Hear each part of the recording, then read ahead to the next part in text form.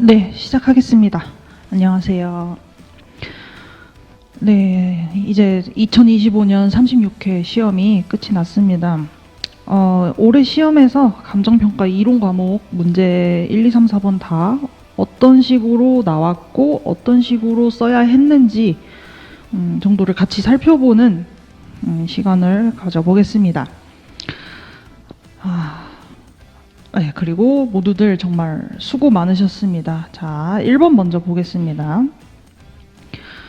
1번은 일단 사례형이었죠. 사례형이고 물음 1 보니까 일단지 성립 여부 분석하고 근거, 그리고 물음 2는 최유효 이용 분석을 하는데 그 판정 기준 중에 경제적 타당성 여부 할 때 검토사항, 물음 3은 본건 매매 사례 토대로 인근 지역 지가 수준 분석 검토사항, 이런 걸 물었군요. 다 시장 분석 파트죠. 일단은 시장 분석인데 대상 부동산의 최유효 이용을 분석하고, 그리고 인근 지역의 지역 분석을 통한 가격 수준 혹은 지가 수준 분석하고, 그런 걸 물은 걸로 보입니다. 이렇게 소물은 먼저 보고 나서 이제 위에 사례를 보니까요.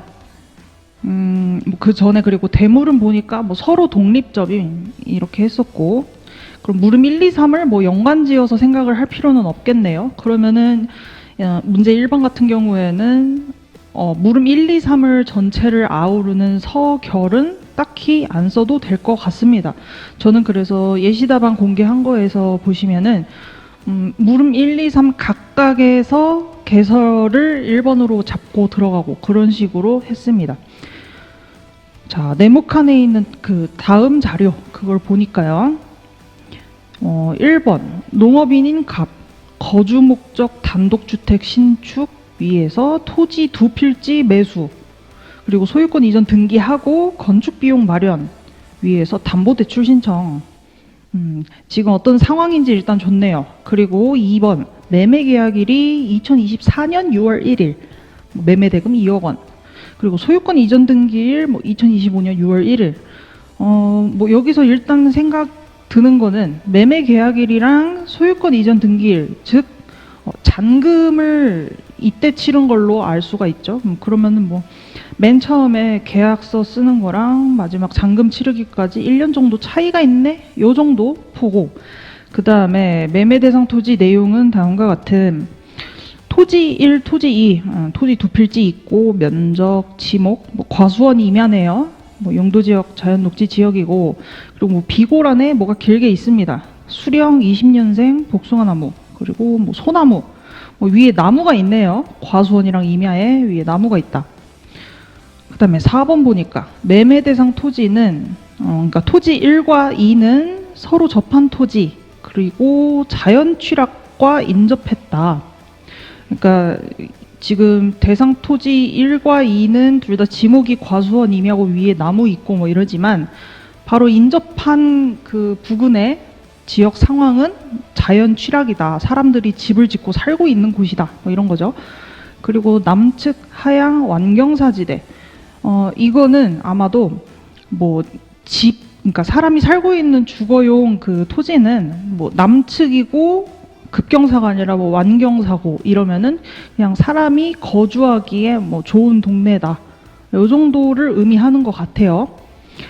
그리고 5번 매도인은 매매 대상 토지를 하나의 대지로 해서 단독주택 건축 허가 받았고, 건축 공사에 착수하지는 않았음. 아직 착공은 안 했대요.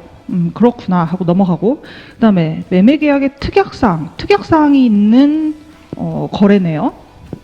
보니까 나무도 포함하고, 그리고 매도인이 건축허가 관련된 일체의 권리를 무상으로 양도하기로 했다. 그럼 뭔가 토지를 거래를 했는데 사실 그 안에 나무들에 대한 값이랑 그리고 건축 허가라는 걸 받을 때 들어간 그런 비용들을 다 그냥 무상으로 양도했다. 그렇군요. 그리고 7번은 담보 목적 감정평가를 그래서 감정평가에서 지금 하는 상황이구나. 그리고 8 기준 시점 주어졌고 현재 갑은 건축 관계자 명의 변경 신고 필증을 교부받았음. 그러니까 건축 허가도 적법하게 있었고 그리고 소유권 이전 등기되면서 건축 허가에 대한 그 권리도 다 뭐 적법하게 변경이 다 된 상태다. 그런 거는 뭐 문제가 없다. 이런 거겠죠. 그리고 9. 인근 지역에 소재하는 단독주택 표준적인 획지는 대지 면적이 500제곱미터 내외임. 하고 뭐 위에 그럼 대상 토지 면적 부분을 찾아서 보니까 200, 300 이렇게네요. 그럼 둘이 더하면 500제곱미터니까 인근 지역의 표준적인 그 단독주택 용지로서의 크기하고 뭐 일치하네요. 뭔가 뭐 제대로 된 건축 계획인 것 같죠. 그렇게 보고 이제 다시 물음 1을 보면요. 물음 1은 대상 물건의 1단지 성립 여부 분석을 할 때 그럼 1단지가 성립이 지금 가능하다고 일단 지금 결론은 줬어요. 긍정하는 입장에서. 그러면 긍정할 수 있는 그 근거를 논하시오인데 일단 긍정하는 입장에서라고 일부러 이렇게 찝어준 것은 요거는 그러니까 부정하는 거에 대한 논거까지는 딱히 쓸 필요 없고 긍정하는 것에 대한 근거로만 15점을 꽉꽉 채워라. 그냥 그런 의도라고 생각을 하시면 되고 그러니까 왜냐면은 건축 공사에 착수하지는 않았음이라는 게 자료 5번에 있었죠. 그래가지고 혹시라도 1단지 성립이 불가능할 수도 있다는 결론으로 막 이렇게 위에 자료들을 다 이끌어 나가려면 또 끌어 나갈 수가 있을 테니까 그런 걸로는 답안지 채우지 말고 긍정으로만 다 끌고 나가 봐라 이런 거예요. 그래서 1단지 성립 여부를 그러면 긍정하고자 하는 그 근거로 어떤 식으로 쓰면 되냐면요.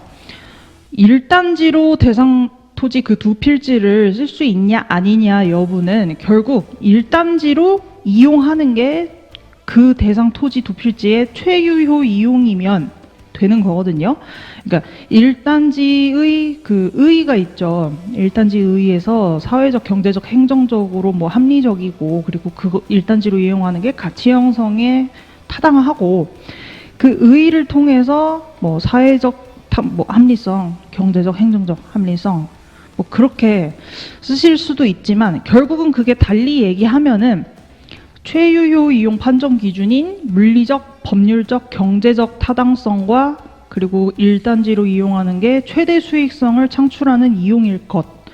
요거를 충족하는지 위 자료에서 그 충족한다고 보이는 그 근거로 보이는 그 자료를 가지고 쓰면 됐습니다.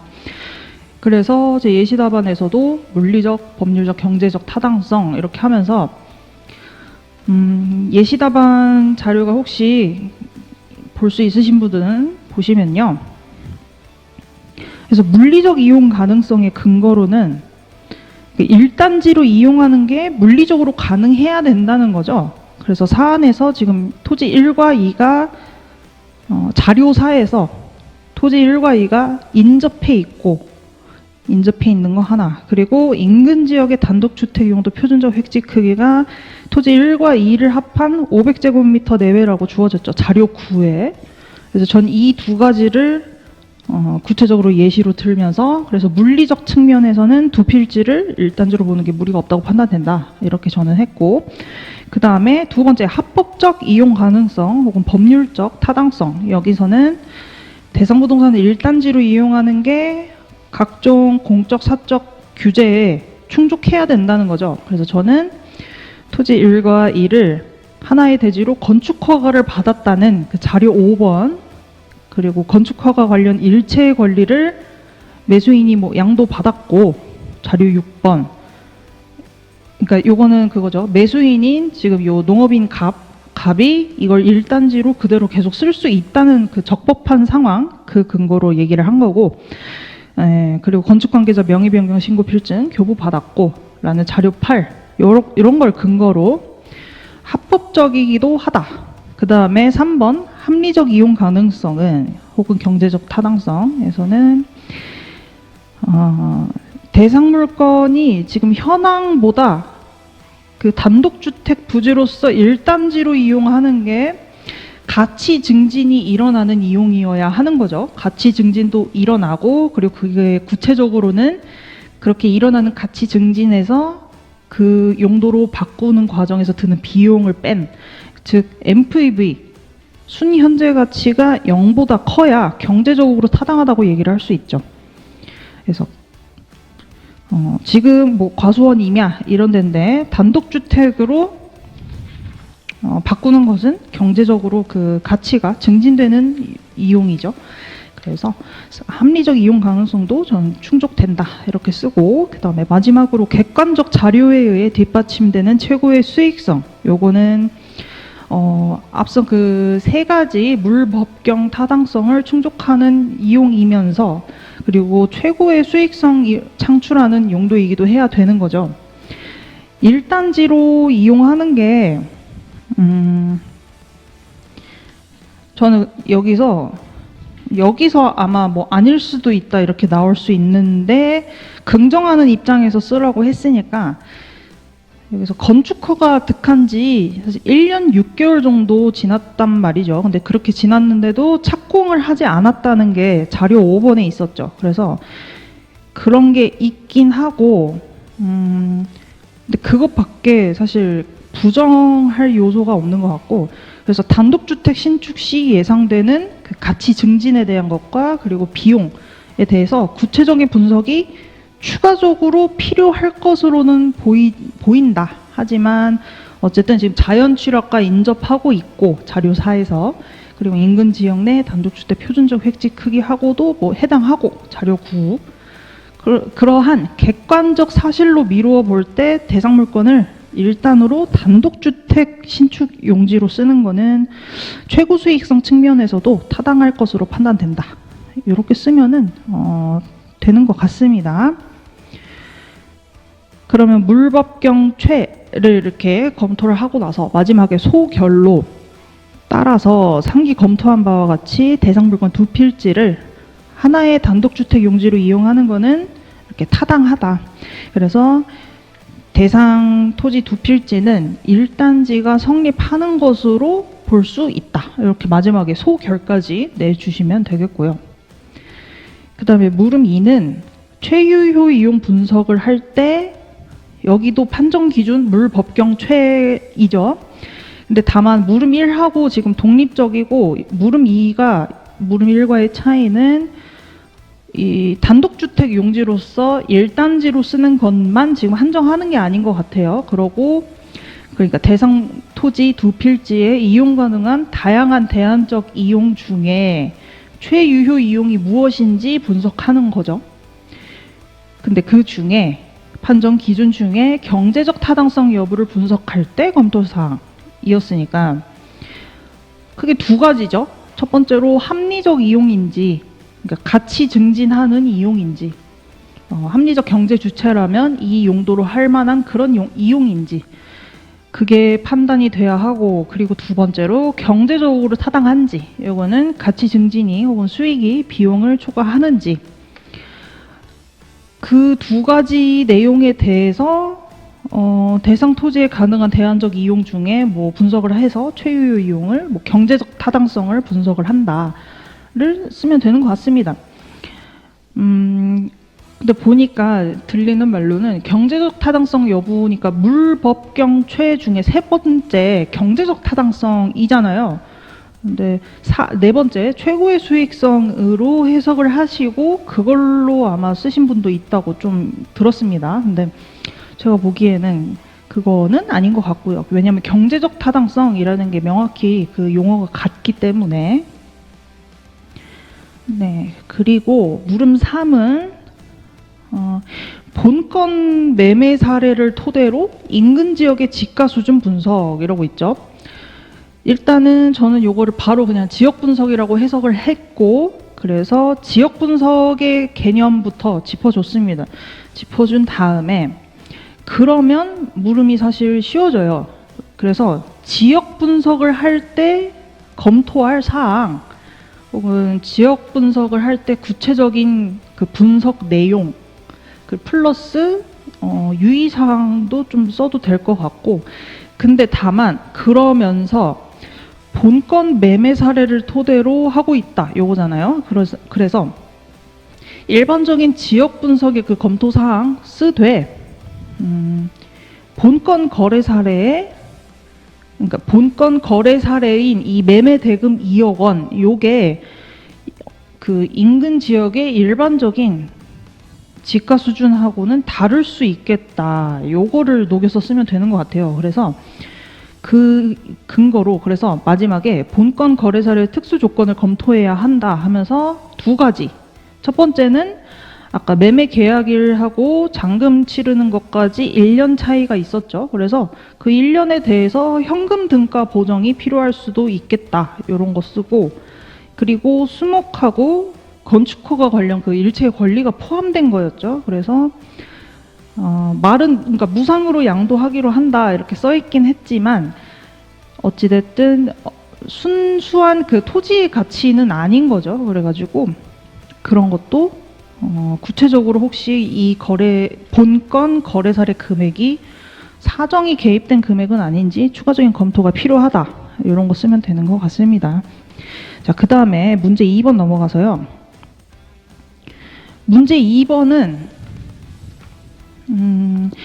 감정평가란 그 정의 있죠. 감정평가법 2조에 있는 그 정의인데 감정평가가 그래서 정의를 봤을 때 개념 요소가 4가지가 있다라고 할 수가 있어요. 일단 감정평가의 대상, 토지 등, 그리고 두 번째는 경제적 가치, 그리고 세 번째는 그걸 판정하는 행위이고 네 번째는 그 결과를 가액으로 표시한다 이거죠. 근데 그 중에 두 번째 경제적 가치이고 그리고 세 번째 판정하는 것이라는 그 두 개의 정의 그 개념 요소에 대해서 물음 1에서 일단 의의를 각각 쓰시오라고 했어요. 이거는 경제적 가치에서는 어떤 말이 들어가야 하냐면요. 각각 경제적 가치랑 판정이랑 각각 두 가지가 내용이 나와야 합니다. 경제적 가치는 첫 번째, 경제적 활동을 함에 있어 갖는 가치다. 즉, 뭐 도덕적, 종교적 뭐 이런 가치가 아니라는 거죠. 그게 아니고 경제 활동에 있어 갖는 가치다. 그리고 두 번째로 나와야 할 것은 이러한 경제적 가치는 어떤 경제 활동이라는 그 용도 그리고 그러니까 즉 어떤 목적을 갖냐에 따라 달라질 수 있다. 여기서 가치 다운론도 등장을 합니다. 그 다음에 그 판정에서도 두 가지가 나와야 하는데 첫 번째는 단순 그냥 계산을 하는 게 아니다. 우리는 구체적인 감정평가 그 과정에서 분석도 하고 방법 적용도 하고 이런 일련의 과정을 거치죠. 그리고 두 번째로 주관적 행위라는 점입니다. 그러니까 판정을 할 때는 어쩔 수 없이 그 행위자의 주관성이 개입이 될 수밖에 없는 행위입니다. 판정이라는 행위가 원래. 근데 감정평가사는 전문가잖아요. 전문가이기 때문에 어떤 동일한 대상 물건에 동일한 용도로 감정평가를 했으면 그 판정은 감정평가사 간에 큰 격차가 있어서는 안 된다라는 말도 내포를 하고 있습니다. 그럴 때 그럼 경제적 가치에서 그 용도, 목적에 따라 그 경제적 가치가 달라질 수 있다. 요게 사실 물음 2에 연관이 크게 되고 그리고 판정은 주관적 행위이지만 평가사끼리 크게 격차가 나서는 안 된다. 요게 물음 2하고 또 관련이 있습니다. 자, 물음 2를 보면요. 관련 법령에 따라 복수 감정 평가를 하는 공시지가평가, 보상평가, 재개발사업, 종전자산평가 요 세 가지 목적별 평가가 나왔죠. 근데 이 세 가지 평가는 다 관련 법령에서 복수 평가를 하도록 되어 있습니다. 즉 일반 거래 목적이나 뭐 담보평가 이런 거는 한 명의 감정평가 법인 등이 할 수 있어요. 하지만 요 세 가지 경우에는 관련 법령에서 복수평가를 하도록 되어 있는 대표적인 평가들이죠. 그렇다면 복수평가를 왜 합니까? 왜 하는지부터 생각을 해야 되죠. 공공성과 객관성을 높게 요구하는 그런 상황이죠. 그런 목적이죠.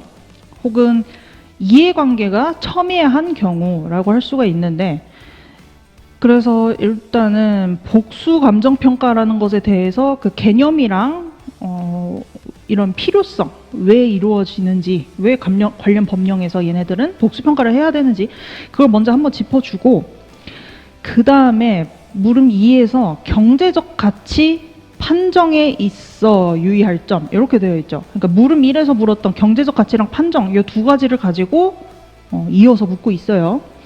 그러면 사실 물음 1은 감정평가 총론적인 얘기였죠. 감정평가의 기본적인 정의, 개념에서 묻고 있고, 그걸 토대로 강론에서 목적별 평가의 구체적인 내용을 곁들여서 이렇게 총론 묻되 플러스 강론을 합쳐서 묻는 이런 식으로 문제 2번을 냈어요. 자, 그래서 유의할 점으로는 일단 경제적 가치라는 걸 앞에서 그 물음 1에서 썼던 것 측면, 그리고 판정이라는 것에 의의를 썼던 것 측면, 이 두 가지에서 각각 쓸 수 있을 것 같아요. 그래서 목차는 크게 공시지가평가, 보상평가, 종전산하평가 그 목적별로 목차를 잡고 각각 목적에 맞는 그 경제적 가치여야 하죠. 그러면 그 목적별로 각각 평가의 주안점이 있어요. 그렇죠? 공시지가 평가는 과세의 기준이 되고, 그리고 국가나 지자체의 여러 가지 지가 산정에 하여튼 기초가 되고, 감정평가법인 등의 평가의 기초가 되고 이러한 게 있고요. 그리고 시장 가격 정보 제공 이런 것도 있죠. 그래서 그런 역할을 하기 때문에 그런 거 쓰면 되고요. 그 다음에 보상평가는 정당한 보상 금액이 되면 되죠. 그래갖고 그 동일한 공익사업에서 인접한 토지 뭐 피수용자의 보상금끼리는 다 그 목적에 따라서 비슷하게 나와야겠죠. 그리고 하여튼 정당한 보상금이 나와야 한다. 그 얘기를 쓰면 될 것 같고, 그 다음에 종전자산 평가는 조합원 간의 그 균형, 형평성, 그게 중요하죠. 그래서 그 목적별 평가의 각 그 주안점이 다르다 보니까 각각에서 도출되는 경제적 가치는 구체적으로는 그 금액이 좀 차이가 있다. 따라서 하여튼 경제적 가치라는 걸 구하는 건 똑같지만 목적별로 조금씩 다르다는 거, 그거를 유의해서 쓰시고, 그 다음에 판정 관련해서는 복수평가를 할 때 격차가 감정평가사끼리 그 평가 결과의 격차가 크지 않게 유의를 해야 한다. 그러면 이거에 이어져서 추가적으로 저는 뭘 썼냐면, 그러면 구체적으로 어떠한 그 감정평가의 구체적인 방법, 과정에서 각각 어떤 식으로 해야 한다. 이런 식으로 저는 썼습니다. 그리고 그 물음 2에서 단 감정평가 대상 물건은 토지의 하남이라는 멘트가 마지막에 있는데, 요거는 제가 스터디 출제할 때도 이런 식으로 일부러 한정을 뒤늦게 딱 이렇게 추가한 경우의 그 경험으로 미뤄 볼 때는 요거는 그러니까 다른 유형 있죠. 뭐 건물 아니면 권리 이런 거. 그런 다른 거 그 유형에 따른 거 고민은 하지 말고 그냥 토지로 한정해 줄 테니까 유형에 따른 고민하지 말고 토지로만 써라. 그 의도인 것 같아요. 그리고 참고사항이라고 하면서 세 가지 목적별 평가에 대한 그 의의를 줬어요.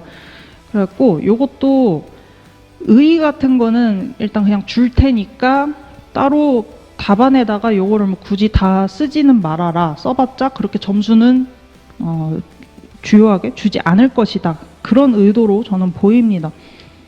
그러면 각각의 평가에 대해서 의의는 뭐 생략할 수 있겠고, 근데 그 아까 목적별 평가의 주안점 그런 게 있었죠. 그래서 그러면 각 평가마다의 특징 이런 거는 그럼 따로 목차를 잡아서 써줄까? 요것도 저도 잠깐 고민했지만 문제에서 지금 유의할 점을 각각 쓰시오 하고 목적이 3개고 복수감정평가라는 것도 지금 한번 짚어줘야 되고, 배점이 20점이라서 저는 그냥 유의할점으로 목차 그냥 바로 들어가고, 그래서 목적별로 목차 각각 잡고 대신 그 유의사항 자체를 그냥 풍부하게 서술하는 방향으로 했습니다.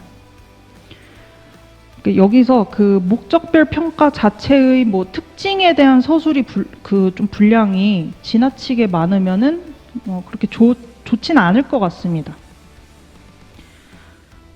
그러니까 배점이 한 30점 이러면은 뭐 괜찮겠지만 20점이기 때문에. 그리고 문제 3번은 감정평가와 관련한 다음 물음에 답하시오 하면서 물음 1에서 부동산 PF가 나왔습니다. 부동산 PF의 개념과 특징 설명하고, 그 다음에 부동산 시장 침체기에서 PF 사업의 부실 위험이 증가하는 요인. 일단은 부동산 PF의 개념과 특징 하나 써야겠죠. 그 다음에 그 침체기에서 PF 사업의 부실 위험이 증가하는 요인, 요거는 일단 크게 두 가지로 나눌 수 있다고 보입니다. 첫 번째는 부동산 특성에 따라, 부동산이란 뭐 여러 가지 부동산의 특성이 있죠. 그래서 그에 따라 이런 부동산 대규모 개발 사업에서 어떤 부실 위험이 증가할 수 있는 그런 요인들, 그리고 사실 주가 되는 건 PF 자체 특성 때문에 있는 요인들, 저도 요거에 좀 중점적으로 썼습니다. 그럼 PF 자체의 특성 때문에 증가 요인은 뭐가 있냐? 첫 번째는 그 사업 주체, 즉 시행사가 자본 구조가 자기 자본은 아주 적은 비중으로, 그리고 요 PF 관련해서 그 대출을 자기 자본 그 비율에 비해서 엄청 많이 받아서 사업을 진행하는 그러한 구조에서 오는 게 또 있겠고, 그리고 시행사 했으니까 시공사 입장에서는 책임준공 제도 때문에 혹시라도 그 시공사 자체가 이렇게 부실하게 되면은, 조금이라도 부실하게 되면은 시공사가 그 대상 사업장뿐만 아니라 맡고 있는 여러 가지 건설 현장 전부 다 부실하게 되는 그런 큰 위험으로 다가올 수 있다는 거, 이런 거랑, 그리고 당초 그 개발 후 부동산에 대한, 준공 후 부동산에 대한 평가액을 토대로 PF 대출 받고 시작을 했을 텐데, 그때보다 시장이 침체되면은 낮아지죠. 그래서 이 개발 사업 자체의 수익성이 악화되는 거, 요런 측면에서 쓰면 될 것 같습니다. 근데 배점이 10점이니까 저는 개념과 특징은 최대한 그냥 목차 하나로, 다만 분량은 좀 많게 그렇게 썼고, 침체기에서의 이 요인을 좀 여러 개 쓰려고 했습니다. 그다음에 물음 2는 부동산 시장 침체기의 감정평가할 때 거래 사례 비교법 적용할 때 발생할 수 있는 문제점과 대응 방안인데, 배점이 10점이에요. 배점이 10점이니까 목차를 4개 써야 하는데, 일단 거래 사례 비교법의 의 자체는 논외로 그거 하나는 써주고, 그럼 목차 4개를 뭘로 어떻게 잡을까 할 때, 일단 고민은 문제점 잡고, 문제점 뭐 1번, 2번, 3번 뭐 이렇게 하고, 대응 방안 1번, 2번, 3번. 근데 다만 문제점에서 썼던 거랑 대응 방안에서의 1, 2, 3이 대응되게 그렇게 쓸 수도 있겠지만, 근데 그렇게 하면 문제점 2개, 대응 방안 2개 이렇게 해야 목차 4개죠. 그래갖고 근데 그렇게 쓰면 또 이거는 공부하시는 과정에서 사실 한번 고민해보고 준비를 해뒀어야 하는 건데, 문제점하고 대응 방안을 그냥 그 문제점 자체를 목차로 잡고 그 안에서 어떠어떠한 문제가 있다, 따라서 이렇게 해야 한다라고 문제점이랑 대응 방안을 한 번에 쓰면은, 그러면 일정한 문제점을 그 4가지를 다루게 되겠죠. 목차 4개를 써야 하니까 더 다양한 내용을 다룰 수 있다는 측면에서도, 그리고 서술이 내용이 그 읽기에 매끄럽게 된다는 측면에서도, 하여튼 저는 문제점과 대응 방안을 묶어서 썼습니다. 묶어서 4가지. 그 4가지는 뭐 거래 사례 비교법의 각각의 그 과정, 각각의 그 절차에다가 부동산 시장 침체기라는 그 상황의 특수성 녹여서 쓰는 거는 여러 번 연습을 하셨을 테니까 그거는 그렇게 쓰시면 되고요. 그래서 문제 3번도 시장의 그 경기 변동에서의 그 침체 국면 요거하고 거기서의 뭐 감정평가 시 유의사항 이런 거라는 그 총론에서 우리가 볼 수 있는 내용과 플러스 강론에서 부동산 PF의 구체적인 개념하고 그거를 곁들여서 침체기 플러스 PF 요렇게 또 물었죠. 그러니까 총론, 묻되 또 강론을 녹여서 문제 3번도 그랬고요. 그 다음에 문제 4번은 토지거래 허가제의 시행이 부동산 시장에 미치는 영향이었는데 요것도 사실 부동산 시장에 미치는 영향 쓴다. 요것도 사실 시장 분석이라는 총론 파트의 대표적인 문제죠. 근데 다만 묻고 있는 그 시장에 어떤 변화를 주는 요소 자체는 토지거래 허가제라는 부동산 관련 제도이긴 했습니다. 제도 혹은 규제. 목차 자체는 잡기 쉬웠죠. 그러니까 맨 처음에 개설 혹은 토지거래 허가제의 개념, 특징 이런 거 하나 잡아서 써주고 그러니까 토지 거래를 하고자 하는 사람들은 사전에 허가를 받아야 한다. 결국은 그겁니다. 그러면은 허가를 받아야 한다는 거는 거래를 마음대로 할 수 없다는 거죠. 혹시라도 허가가 안 나면 거래를 할 수 없는 그런 걸로 이어지는 거고 그럼 수요가 위축되고 공급도 위축이 됩니다. 왜냐하면은 예를 들어서 그러니까 이게 시행이 되고 있는 대표적인 게 저 강남 3구인데 거기서 아파트를 거래를 하려고 하면은 당장 그 공급이 그러니까 당장 집을 내놓는다고 해도 그 거래가 만약에 막상 진행이 되는데 허가가 안 난다. 그러면은 그 시간과 비용이 다 낭비가 되고 이런 게 있죠. 하여튼 그래서 그 기존 아파트의 공급도 위축되고 수요도 위축되고 이런 식으로 됩니다. 그러면은 거래량이 줄게 되면은 단기적으로 장기적으로 쭉 봤을 때 가격 자체가 내려가고 그런 식으로 일단 쓰면 되는데 그럼 구체적인 목차를 저는 수요 공급 가격 이런 식으로 썼습니다. 그리고 각각 수요 공급 가격 변화에서 각각 내용을 또 단기 장기 측면으로 짚어주고 했고요. 아니면 반대로 단기 장기 이렇게 잡되 그 안에서 수요 공급 그리고 가격 균형, 수요 공급 가격 균형 그렇게도 쓸 수 있겠고요. 아니면 공간 시장과 자산 시장 측면으로 나눠서도 쓸 수 있겠죠. 또 그 안에서 단기 장기 할 수 있겠죠. 그리고 뭔가 더 여유가 돼가지고 뭐 하나를 더 쓴다고 하면은 부동산 시장 미치는 영향을 물었지만 좀 넓은 의미에서는 감정평가 시 그래서 가치 판단할 때 어떤 영향을 주기까지 하는지 또 쓰려면 쓸 수 있는 것 같습니다. 근데 어찌됐든 수요 공급 요게 나와야 하죠. 시장 분석에서는. 네, 그래서 1, 2, 3, 4번 다 봤고요. 일단은 보면은 전부 다 어떤 암기 위주로 공부하신 분들, 그러니까 제대로 내용에 대해서 약간 이해는 부족하지만 일단 외우자 해서 그냥 암기를 일단 하신 분들은 아마 잘 못 쓰셨을 것 같고요. 그러니까 예를 들어서 뭐 기업 가치 감정 평가, 뭐 권리금 감정 평가 이런 것처럼 암기한 대로 그대로 쓰면 되는 이런 거는 그런 분들이 잘 보시지만 근데 감정평가 이론 시험은 앞으로도 계속 이런 방향을 아마 지향할 걸로 보여요.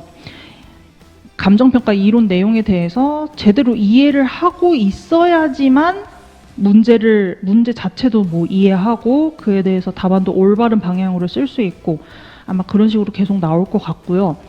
그리고 총론 쪽 위주로 이렇게 문제가 나오면은 서를 잘 쓰면 쓸수록 꽤 점수가 많이 부여가 될 걸로 보입니다.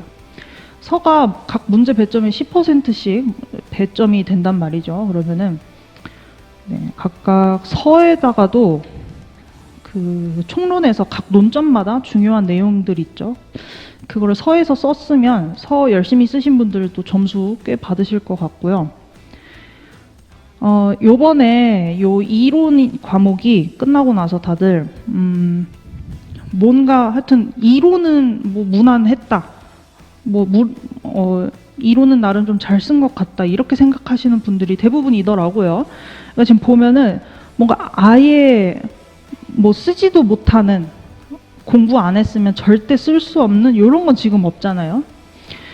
뭐 토지거래 허가제를 만약에 준비 안 했다고 해도, 그 제도 자체를 준비 안 했다고 해도 대충 뭔지 알고, 그리고 1차 때 감관법 하실 때 사실 뭐 본 다 제도고, 그렇다 보니까 다들 이론은 그냥 무난했다 이렇게 생각을 하시는 것 같은데, 제 그 지난 뭐 강의하기 전부터의 경험부터, 그리고 뭐 작년까지 경험으로 미뤄볼 때 그런 식으로 뭔가 감정평가 이론이 올해는 그래도 무난했다, 좀 쓸만한 것 같아, 나 나름 그래도 쓴 것 같은데 하면서 다들 의견이 그럴 때 의외로 점수 나오는 거 보면은 발표 날 다 같이 뭔가 점수가 꽤 박하게 받은 걸 좀 확인할 수 있고 그랬거든요.